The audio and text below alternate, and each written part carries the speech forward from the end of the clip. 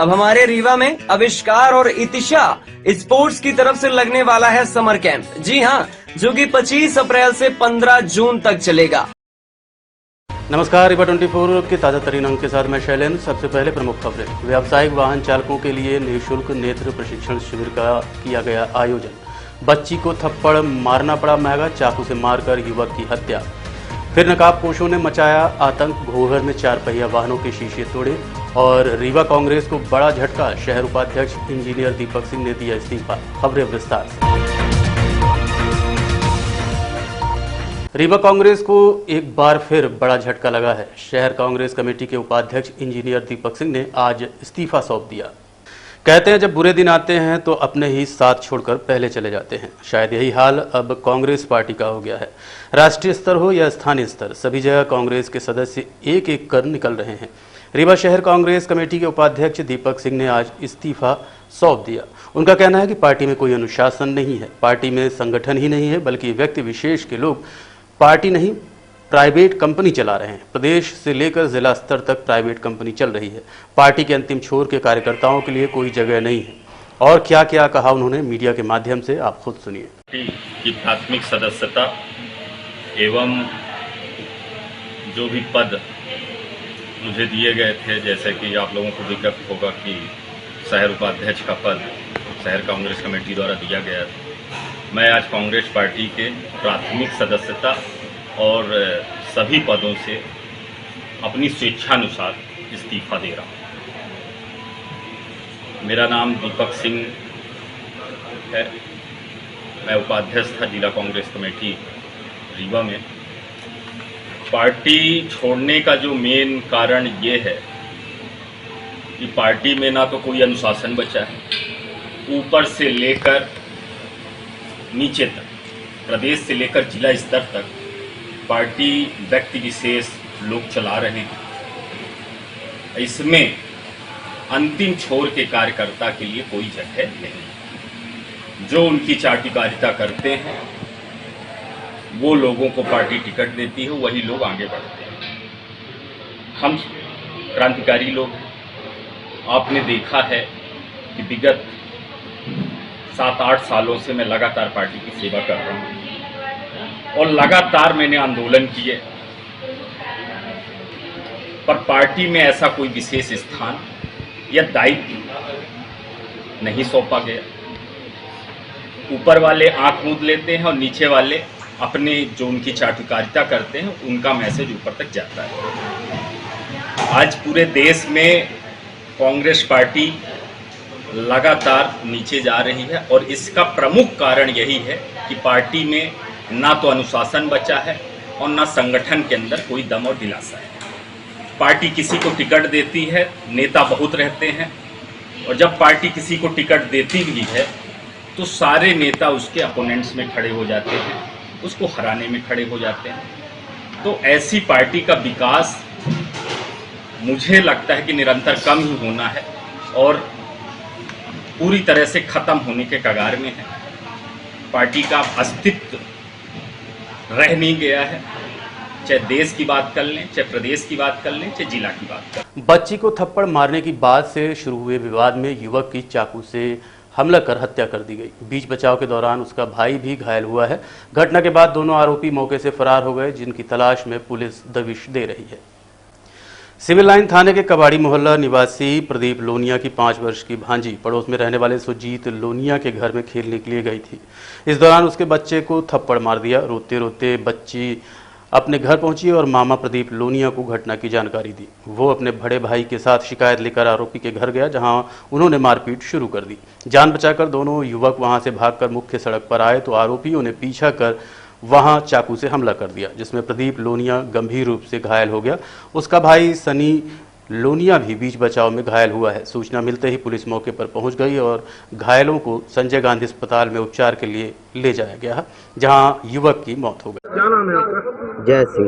ये बताइए, चाकू की घटना हुई है, क्या मामला? चाकू घटना हुई है, छोटी से एक बिटिया खेल रही थी, उसके घर तरफ चली गई है। सुजीत लोनिया उसको मार दिया। हम लोग गए उसको, तो हम लोग को चाकू दिखाकर धमकी दे रहा था तो हम मार दिए। एक लप्पर तो नशा करे था तो और दगेत के चाकू मार दिया। कितने बजे घटना हुई? घटना है 10:30 बजे 10:30 के बीच की है। रात में। कहाँ पर घटना है? National transport. कितने लोग घायल हुए हैं? घायल हुए हैं हम हुए 3 लोग। क्या नाम है? सब तीनों यहीं पास है। जय सिंह क्या भाई है? क्या नाम है? प्रमोद। किस बात को लेकर विवाद हुआ? ना दोनों नशा करे रहे। एक तो मेरा भाई ने छोटा वाला, तो मतलब 26 रहता है, पागल टाइप का। उससे लड़ाई झंगा हो गया है। वो जो प्रमोद था वो तो छुड़ाने गया है, तो उसको पगलैती दिखा रहा था, चाकू मार दिया। कितने बजे घटना है? 10:30 थाने में रिपोर्ट हुई है? हुई है। कौन मारा है? सुजीत, और बस वही। एक उसका भाई है संदीप, प्रदीप नाम है, प्रदीप। कितने बजे? कल 10:30 बजे और 11 बजे रात के आसपास की बात है। उसके बाद थाने में सूचना आई थी कि अपना जो कबाड़ी मोहल्ला है उसमें एक विवाद हुआ है। उसके विवाद के कारण से चाकूबाजी हो गई है। जब थाना प्रभारी के पास सूचना आई तो थाना प्रभारी ने संज्ञान में लिया जानकारी को पूरा, तो मामला निकल के आया कि एक प्रमोद लूनिया है जो निगरानी बदमाश है, उसकी भांजी थी एक, वो सुदीप और प्रदीप लूनिया है, उसी मोहल्ले में पास पड़ोस में रहते हैं। उनके यहाँ तरफ गई होगी तो कोई बात हुई होगी, तो उसको डांटने डपटने लगे। तो इस बात पर से प्रमोद लोनिया अपने एक भाई के साथ वहाँ पहुँचा जब मौके पे, तो वहाँ विवाद हो गया इन लोगों के बीच में। उसी विवाद के कारण से प्रदीप और सुदीप ने फिर इनके ऊपर हमला कर दिया। तो सुदीप ने चाकू से वार किया था, उसमें प्रमोद को भी चोटें लगी थी और उसके साथ एक और उसका जो साथी गया हुआ था उसको भी चोटें लगी थी, जैसे कि नाम था उसका। उसके बाद दोनों को अस्पताल में भर्ती करा दिया गया। पुलिस ने प्रकरण पंजीबद्ध कर लिया था 307 का रात में ही। उसको पेट में चोट थी प्रमोद लूनिया को, और उसके बाद जब उसकी मौत हो गई तो उसमें पुलिस ने धारा 302 का इजाफा भी कर दिया है। और जो दूसरा साथी था उसको हिप में चोट है, वो इलाजरत है।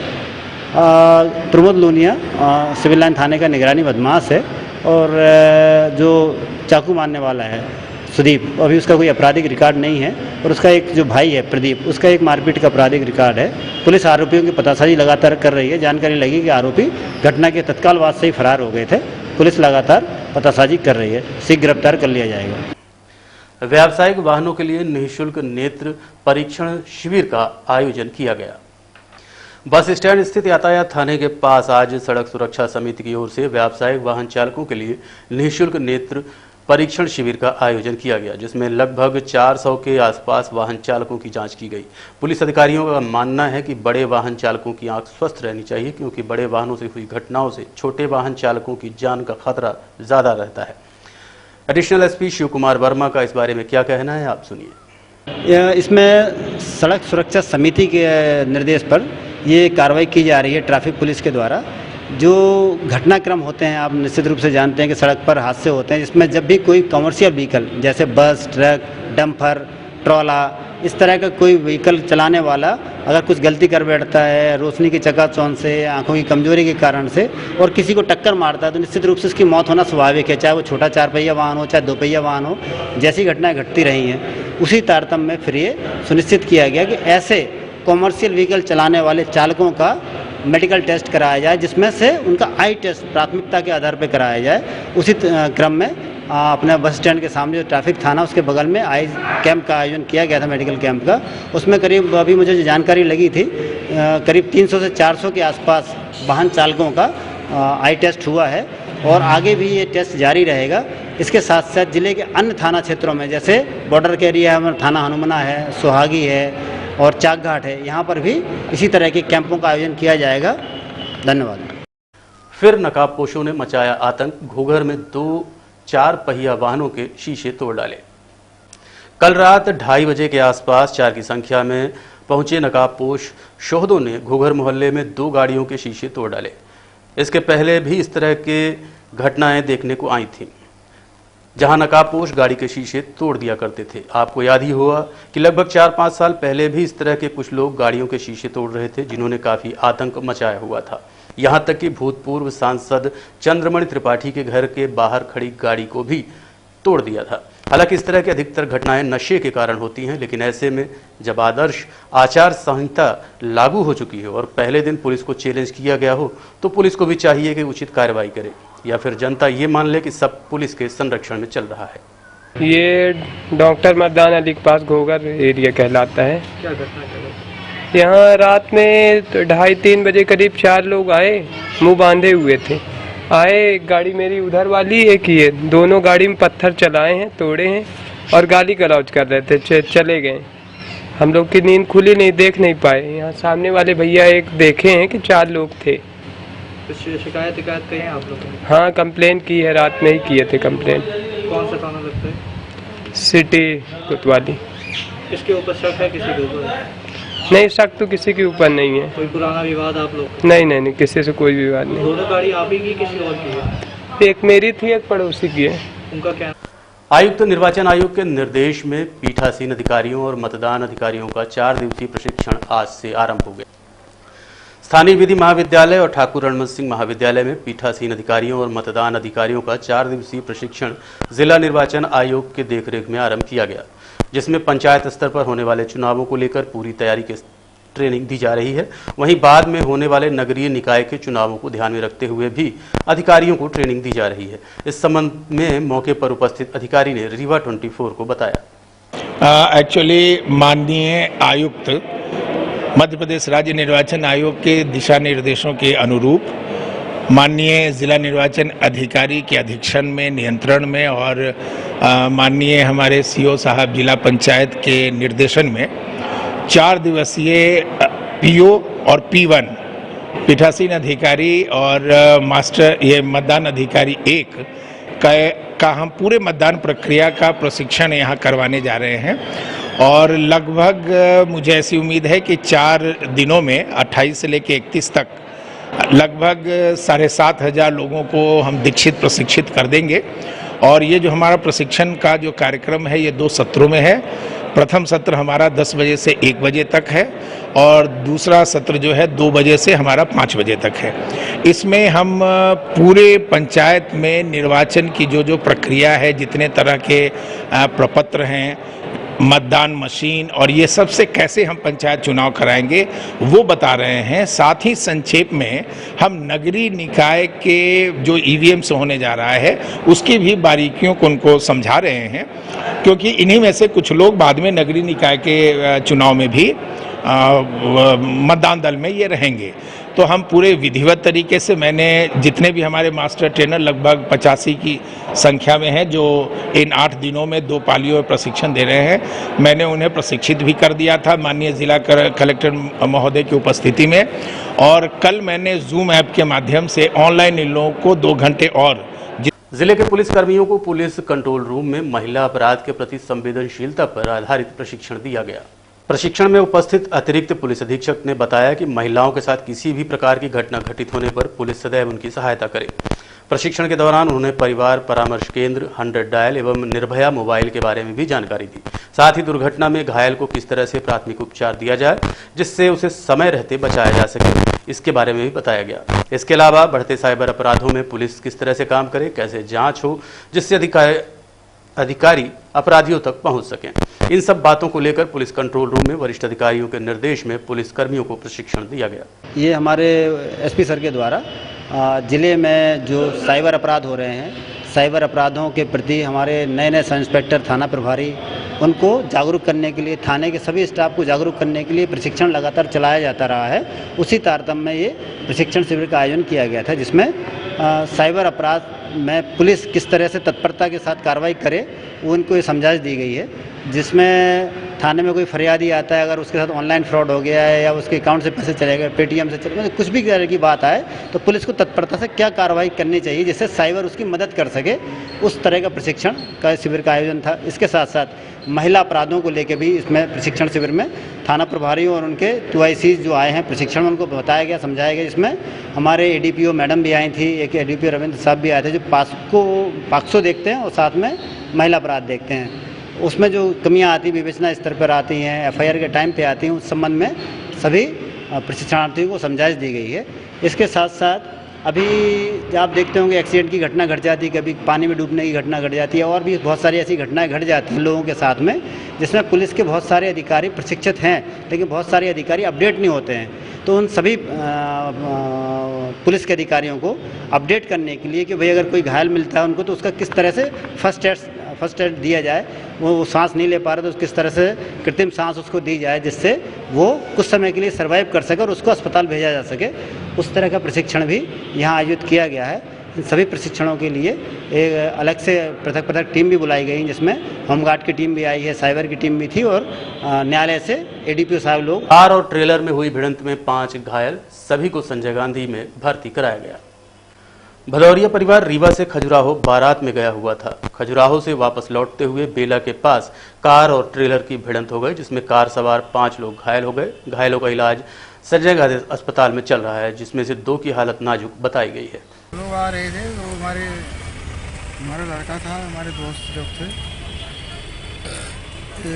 बेला से 5-7 किलोमीटर आगे रामपुर बगलान के पहले कार ट्रेलर से टकरा गई। ट्रेलर से? कहाँ गए थे ये लोग? खजुराहो से आ रहे थे। खजुराहो से बारात करके वापस आ रहे थे। लड़के की बारात में कि लड़की की? लड़के की बारात में गए थे। बारात में कुल कितने लोग घायल हुए? 5। देखते रहिए Rewa 24 news, city cable network. मिलते हैं छोटे से ब्रेक के बाद। इंडियन ऑयल लाया सीएनजी का धमाका, कीमत भी कम, माइलेज भी ज्यादा।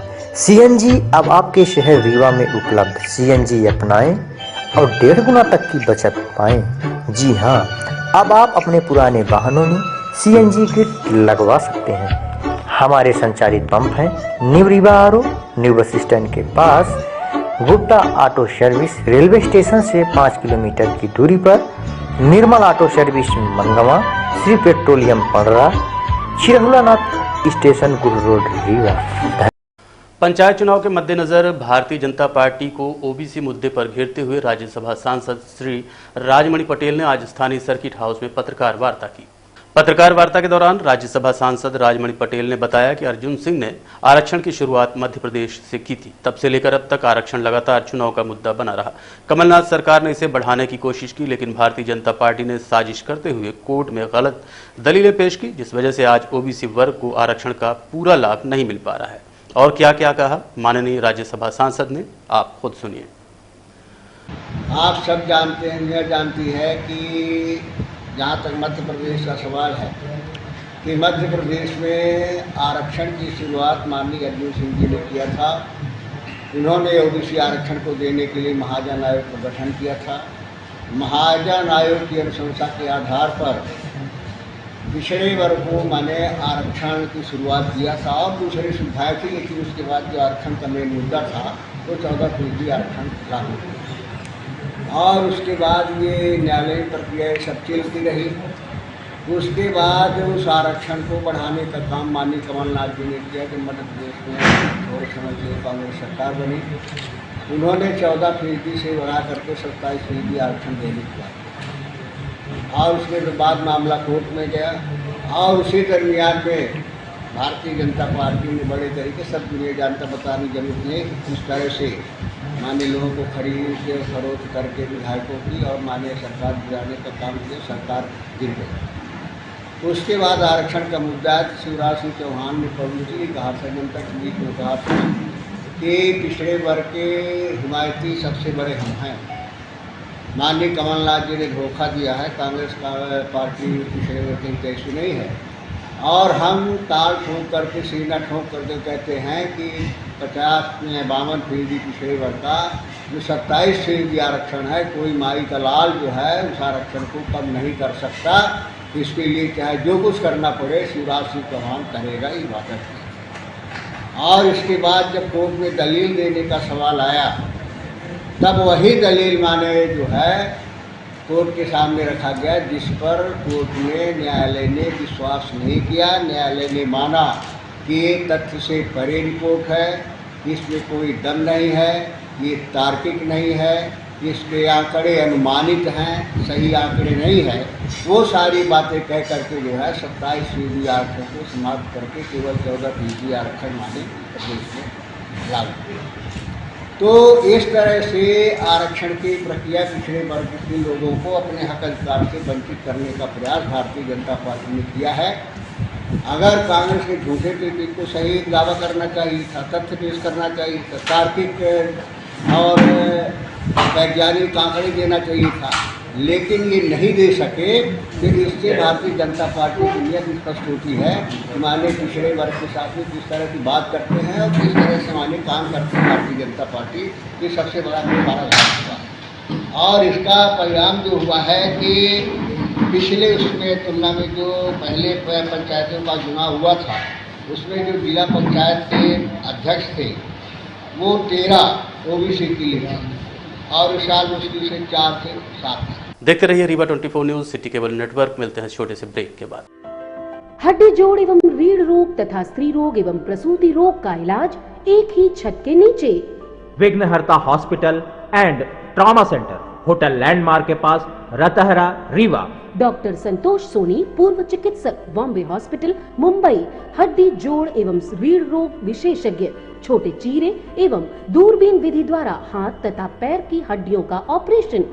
गठियाबात, जटिल एवं बिगड़े हुए फ्रैक्चर का बेहतर इलाज करते हैं डॉक्टर संतोष सोनी। विघ्नहर्ता हॉस्पिटल ट्रॉमा सेंटर में ही स्त्री एवं प्रसूत रोग विशेषज्ञ डॉक्टर शैलजा सोनी भी उपलब्ध हैं, जिनकी देखरेख में नॉर्मल डिलीवरी, सिजेरियन ऑपरेशन एवं बच्चेदानी से संबंधित ऑपरेशन की बेहतर सुविधा।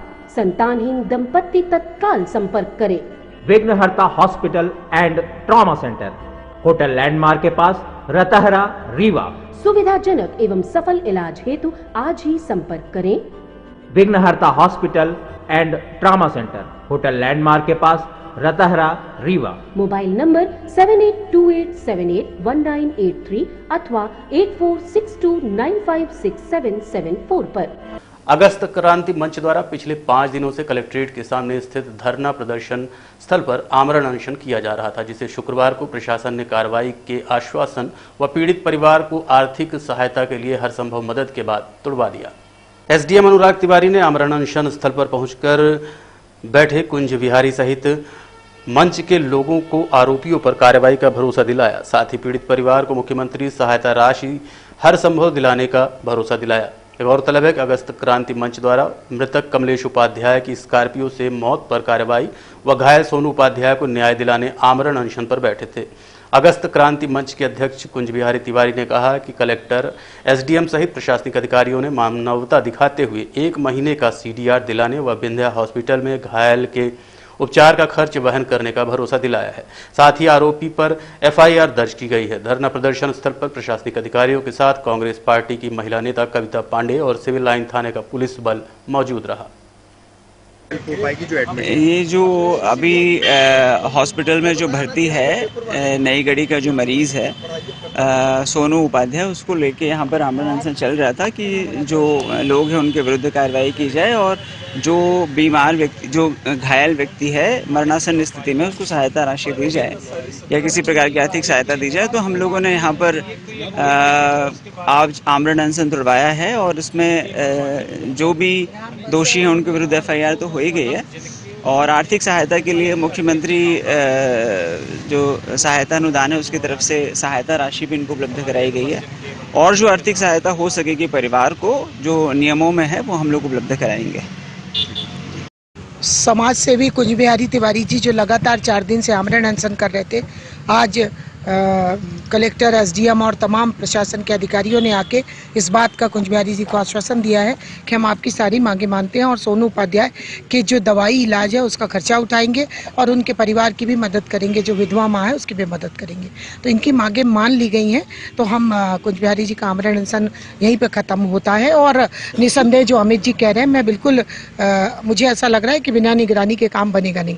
तो आप सब लोकतंत्र के चौथे स्तंभ से मैं अनुरोध करती हूँ कि इस मामले की सतत मॉनिटरिंग करिए और हम सब भी लोग लड़ेंगे ताकि इस उपाध्याय परिवार को मदद मिलती रहे और इनके साथ न्याय हो, जो अन्याय हुआ है। और रीवा जिले की जो आम आदमी की समस्या है उसको कुंज बिहारी लगातार उठाते रहते हैं। आमरण अनशन, इनका स्वास्थ्य आज बहुत ख़राब है क्योंकि ये कल से इनको अस्पताल पुलिस उठा के ले गई, इनके ऊपर बोतल चढ़ाई गई और हालत बेहद ख़राब थी। हम लोग ने इनको बहुत मुश्किल से मनाया है और जब सरकार ने इनकी मांग कलेक्टर साहब हों, एसपी साहब हों, एसडीएम साहब और एडीजी साहब, सब ने मानवता दिखाई है। जब तक कि पहली बार कई बार धरने हुए हैं तो हमने देखा है कि फोर्सली आते थे। वस्तुस्थिति सबको पता थी, सत्यता सबको पता थी। आज एडीजी साहब ने, जहां हम एक दिन की सीडीआर मांग रहे थे, उन्होंने 1 महीने के लिए आदेश किया कि 1 महीने की सीडीआर सार्वजनिक की जाए उसकी। और आज ही उनके खाते में, विंध्या हॉस्पिटल के खाते में पैसा आया है और सोनू उपाध्याय के दवाई का पूरी खर्चे की जिम्मेवारी प्रशासन ने ली है। एसपी साहब की तरफ से भी आश्वासन है कि जो प्राथमिक धाराएं हैं सारी लग चुकी हैं और विवेचना में जितनी धारा है और सोनू उपाध्याय के होश आते ही अगर जितनी बातें हैं वो सत्य पाई जाती हैं तो 302 भी लगेगी। उन्होंने बताया है कि विवेचना के बाद बगैर किसी दबाव के, लेकिन जो धाराएं लगनी चाहिए वो सारी धाराएं आज लग चुकी हैं और 420, 409 में भी पुलिस निरंतर उनकी खोज कर रही है।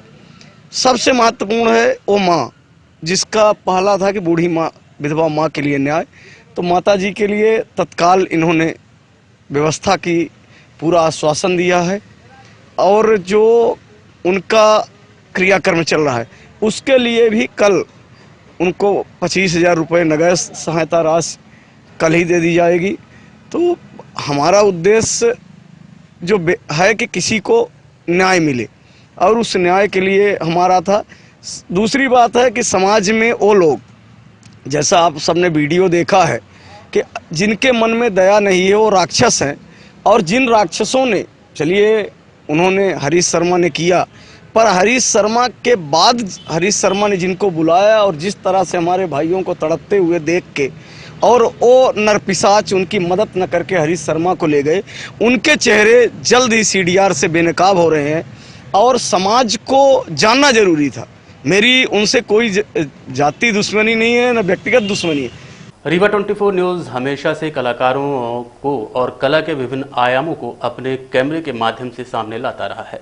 इसी कड़ी में आज हम आपकी मुलाकात करवा रहे हैं उभरते कलाकार तनिष्क से, जिन्होंने स्टार प्लस के अनुपमा से अपनी शुरुआत की। इसके अलावा सोनी, कलर्स जैसे चैनलों में उन्होंने काम किया।